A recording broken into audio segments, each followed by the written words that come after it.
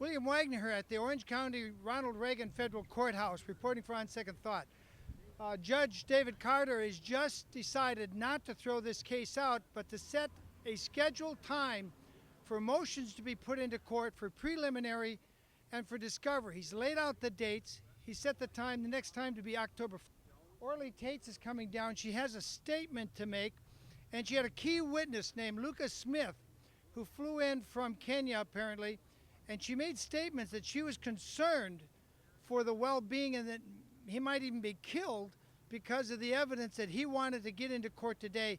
In spite of that, the Judge Carter entertained the concept he could let this be testified to under oath today, though he's not inclined to do that, but he suggested to the U.S. government attorneys that this might be even in their benefit to hear what the evidence is. So if he rules against her motion to dismiss because they filed a last-minute motion Friday that it was a political question and the court had not jurisdiction, if he rules against that motion, then they would have a heads up on what's coming down the line.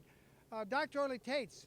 Well, Judge Carter has already told the U.S. attorneys representing Mr. Obama and other defendants in this case that a motion that they have filed to dismiss due to lack of standing typically do not get granted.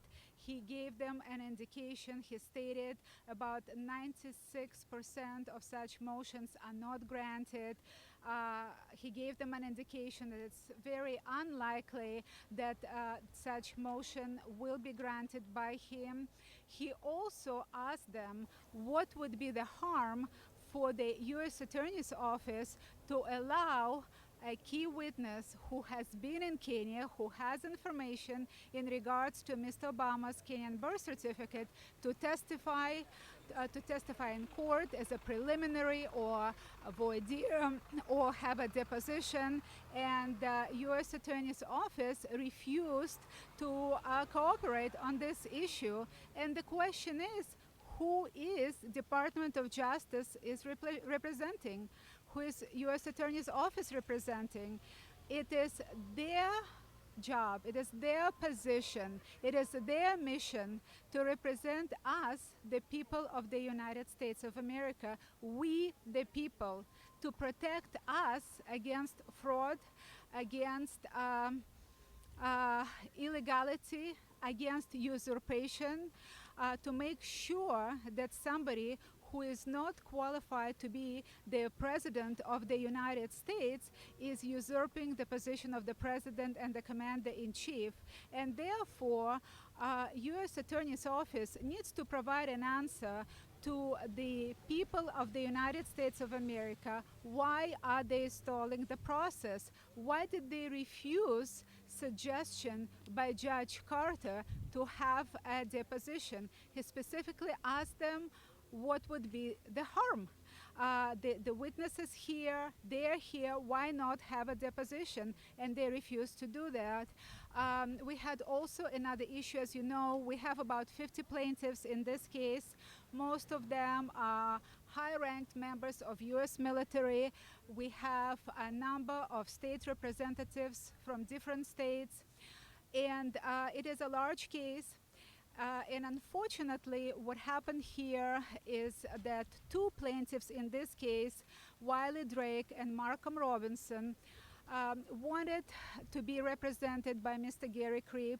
I have opposed it due to several reasons. First of all, he stated that they didn't consent to be in this case. If Mr. Drake and Mr. Robinson, according to pleadings filed by Mr. Kripp, didn't consent to be plaintiffs, then I properly removed them from the case. They should not be in the case, and Mr. Kripp should not be in the case as well.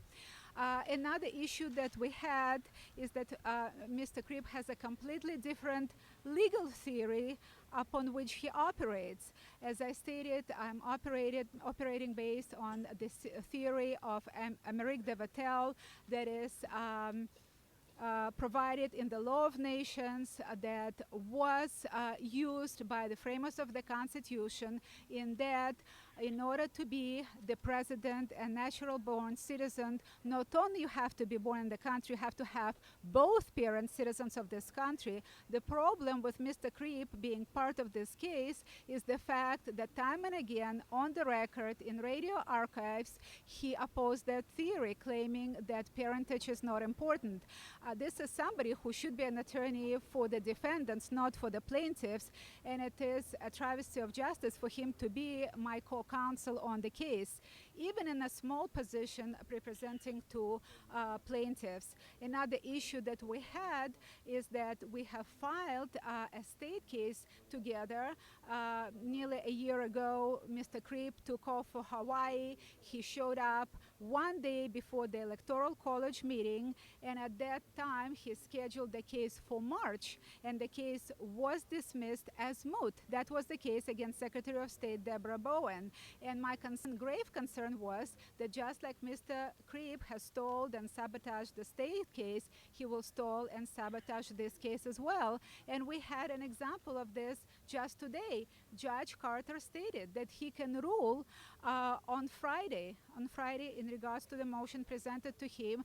He can rule on Friday. Mr. Creep stood up and said that he needs more time, that he just became a co-counsel on this case and he needs more time. So we've got already a problem where he is stalling the second case that I have filed, and that's a serious problem. So I do hope that Mr. Drake and Mr. Robinson just withdraw from this case, file a different case with Mr. Creep, go at their own speed, and don't sabotage this case. And I do have a few plaintiffs that would like to make.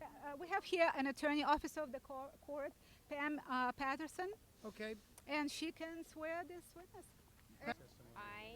I, Cynthia Davis, state that under penalty of perjury, state that under penalty of perjury, all that I say is true and correct, so help me God. all that I say is true and correct, so help me God. I just want to say I love the Constitution of the United States, and we owe it to the people that we represent. Our whole country is counting on us to do something that's going to say we mean what our forefathers bled and died for, so we could have a constitution. And I represent people in my district, and when I got elected, I took an oath of office promising to uphold and defend the Constitution of the United States. So if we can't get some good answers, it will make a mockery of the Constitution. And that's why it's important for all of us to come together and say we're Americans, and we expect people to stay together, and what's written by our forefathers is what still counts today. So, Mentioned this, Representative Smith is a state representative from Missouri, and you have worked on the issue of birth certificates. I have. You have mentioned that before, and what did you find in regards to the birth certificates and the fact and whether those can be changed retroactively by the state? Oh yeah, I studied the question of birth certificates, and most of the states can legally falsify birth certificates. They do it every time a child's been adopted, and they take the original birth certificate, and instead of just simply redacting the information, they will put on the birth certificate the name of the adoptive parents as if they were present at the birth. And this happens all the time. And most John Q. average citizens have no idea how pervasive this practice is and how common it is for a state to put forth a birth certificate as if it's accurate when it really is not a true statement of what happened at the time of birth.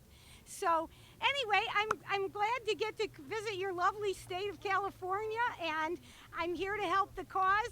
I'm not a lawyer, but I certainly applaud all of the citizens who care enough about this country to say we're not going to let our Constitution go in the trash. This is Officer Clinton Grimes. He has been a Navy officer and currently is an officer of Long Beach PD. He is one of the plaintiffs in this case. He has a statement that he would like to provide.